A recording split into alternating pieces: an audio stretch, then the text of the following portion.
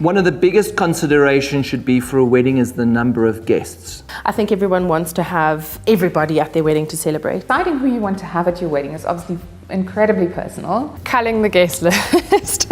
Before you can actually start the journey of finding your venue, determining your budget, know how many people you want to invite. That will help you to also kind of have a limit on the venues that you're going to visit. So you already know you want only 80 people, so you look for a venue that can accommodate that. The more guests you have, the more your wedding is going to cost, and that is the reality. Just be realistic. Maybe in order to achieve your look and the wedding you really envision, you may not need 200 guests. And maybe if you had 50 less, you would be able to put a little bit more towards some other elements that are really important to you, whether it's the bar, the DJ, the band. Look at who are your important people on the guest list. Who do you want to be there? Who have you seen in the last 6 months, year? Are you going to see them again after the wedding? Venue, food, everything is, they ask you final numbers. How many people? Because every single cent that goes towards your budget, it's based on the bums on your seat. You can then more or less work out what it will cost per person.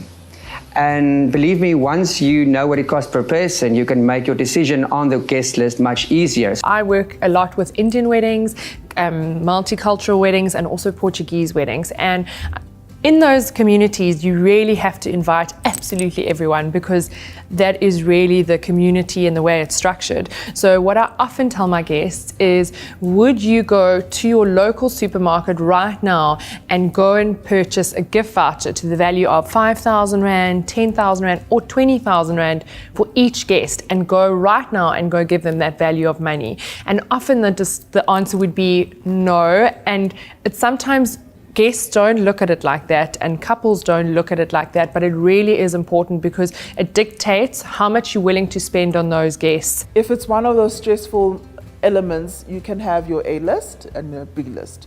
So the first way to see who's actually available from your A list that can make it to your wedding is when you send your save the date out. This is what we do a lot for our clients. You get your guests to actually confirm if they're available for that date.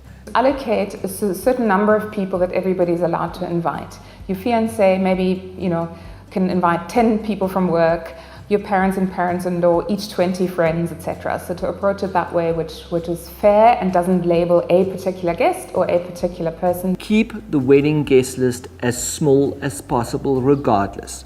The reason being intimacy. The second reason being you can then take an average budget to a good budget and make it very lavish and make dreams come true on a smaller amount of people. Just evaluate all the different areas. Look at your family and see who really is the nearest and dearest. The same for your friends or for your work colleagues, who you might be working with every day. Does everybody need to come to the wedding? Not to step on anyone's toes, or can it maybe just be 2 people? So you can just say, unfortunately, our venue is small. We have to cut down numbers.